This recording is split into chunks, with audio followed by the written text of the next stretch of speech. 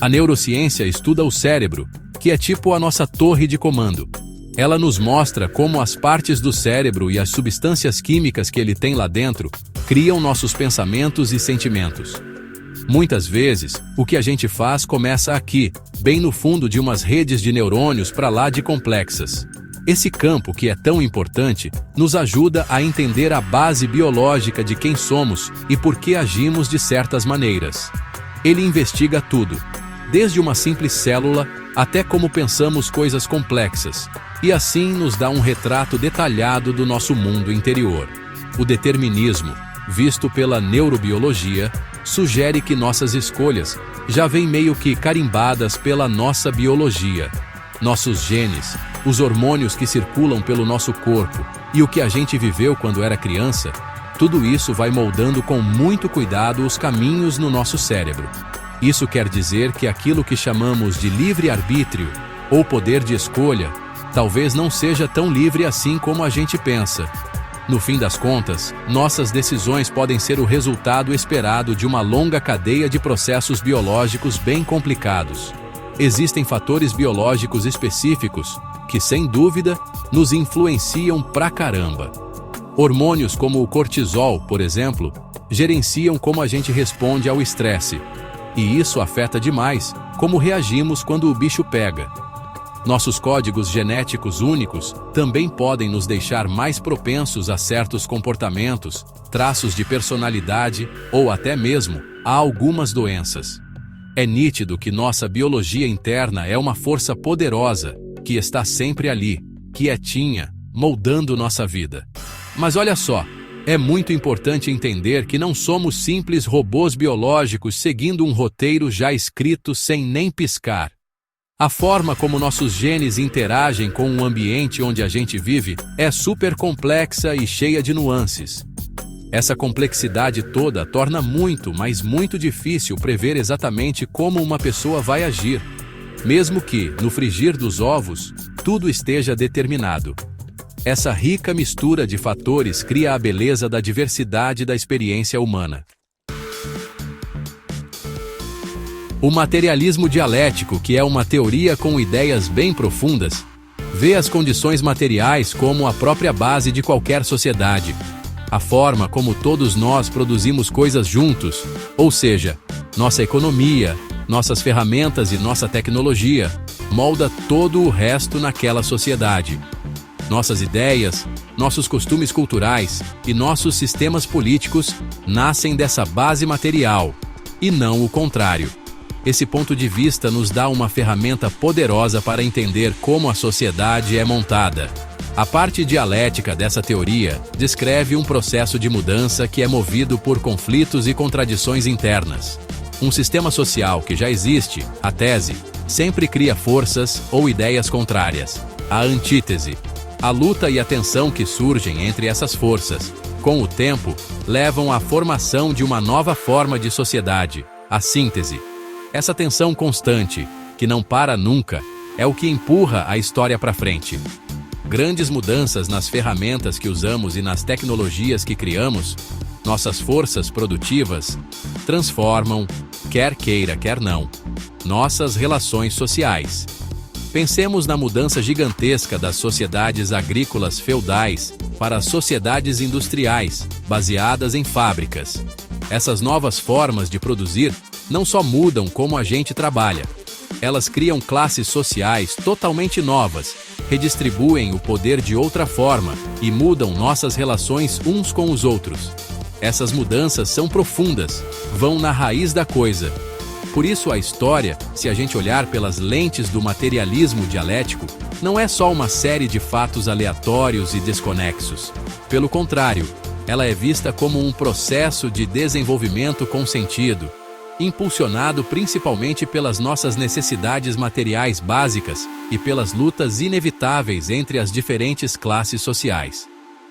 Entender essas forças econômicas e sociais que estão por baixo dos panos nos ajuda a explicar as grandes mudanças e as coisas que continuam iguais na história, e nos mostra padrões que a gente consegue reconhecer. Nossa biologia, Aquilo que a gente traz conosco e as sociedades que construímos estão conectadas de uma forma muito profunda e inseparável. As necessidades humanas básicas, como a necessidade de comida, um teto, segurança e de conexão com os outros, nascem da nossa biologia. As sociedades, por sua vez, buscam diferentes maneiras de tentar suprir essas necessidades essenciais, e essas maneiras sempre dependem das condições materiais e da tecnologia disponível naquele momento. Essa relação é uma constante. Além disso, a forma como nossas sociedades são estruturadas pode influenciar muito como nossas tendências biológicas se manifestam. Por exemplo, uma sociedade muito competitiva e individualista poderia, sem querer, aumentar os níveis de hormônios do estresse em muita gente ou premiar certos traços de pessoas mais assertivas. Por outro lado, um ambiente social mais comunitário e cooperativo poderia gerar respostas químicas diferentes no cérebro, talvez fomentando a confiança e a ajuda mútua. O ambiente social molda ativamente nossa biologia. Ao longo de toda a história da humanidade, as ideias que existiam sobre a biologia foram usadas muitas vezes para justificar como as sociedades eram organizadas. Ideias como a hierarquia natural, que alguns são naturalmente mais aptos, ou supostas diferenças biológicas entre grupos, eram usadas frequentemente para manter as estruturas de poder e as desigualdades já existentes.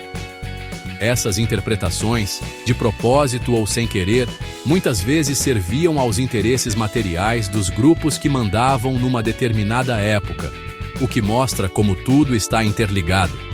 Olhando para o futuro, uma futura síntese, no sentido dialético, poderia ser criar sociedades que estejam mais alinhadas com nossa biologia humana fundamental, entender melhor nossas necessidades de segurança, de encontrar um sentido para as coisas e de conexão com os outros, que vem da nossa evolução, poderia nos ajudar a desenhar sistemas que reduzam o estresse crônico e melhorem o bem-estar geral.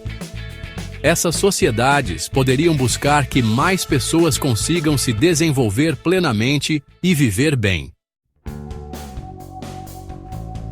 A Revolução Agrícola é um exemplo claro e muito bom dessa conexão complicada.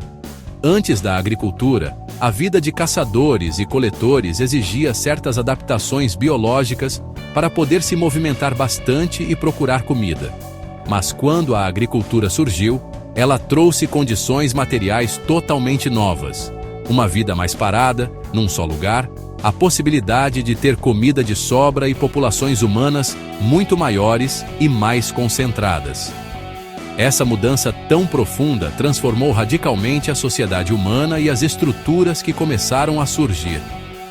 Essa grande virada para a agricultura também trouxe um monte de desafios biológicos novos para as pessoas.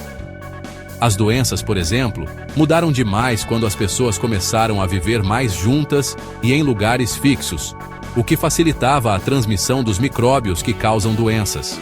Essa nova pressão biológica, por sua vez, influenciou como a sociedade se desenvolveu, levando a novas formas de organização e as primeiras ideias sobre a saúde coletiva.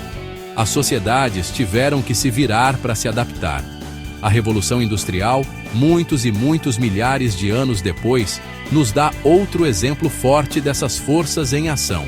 Novas máquinas e fontes de energia transformaram completamente a produção, o que levou a mudanças sociais jamais vistas. Muita gente se mudando para as cidades, o sistema de fábricas e novas divisões entre classes sociais criaram novas formas de estresse, poluição e problemas de saúde diferentes. Do ponto de vista biológico, os humanos enfrentaram uma penca de novas pressões ambientais e sociais. A neurociência nos ajuda a entender o ser humano individual, com todas as suas necessidades e limites biológicos, vivendo dentro dessas grandes transformações sociais.